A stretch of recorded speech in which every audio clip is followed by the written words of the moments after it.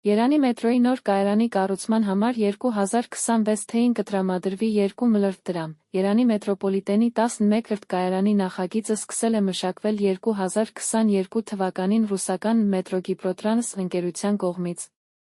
Երևան, 31 հոկտեմբերի, Սպուտնիկ։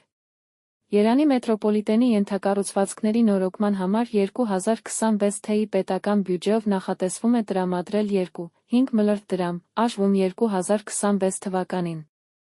Նախնական բյուջեի քննարկման ժամանակ այս մասին ասաց ՀՀ տարածքային կառավարման ենթակառուցվածքների նախարար Դավիթ Խուդատյանը հավելելով, որ նոր կայարանի կառուցման համար կտրամադրվի 2 մլրդ դրամ։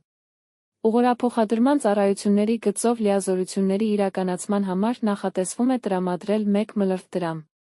Բոլոր 3 ծրագրերի իրականացման համար նախատեսված է տրամադրել 5 մլրդ դրամ, հայտնեց նախարարը։ Նոր կայարանի կառուցման համար գումար է հատկացվում քաղաքային զարգացում ծրագրի շրջանակում, որի ընդհանուր արժեքը 16,6 մլրդ դրամ է։ Հաջորդ ծրագիրը Իսակով Արշակունյաց ճանապարհահատվածի կառուցումն է, որին կհատկացվի 7 մլրդ դրամ։ Հիշեցնենք Երանի քաղաքապետարանը դեռ ամռանը հայտարարել էր, որ մետրոյի Աջափնյակի կայարանի նախագիծը գտնվում է ավարտական փուլում, շինարարությունը կսկսվի 2025 թվականի վերջին, 2026 թվականի սկզբին։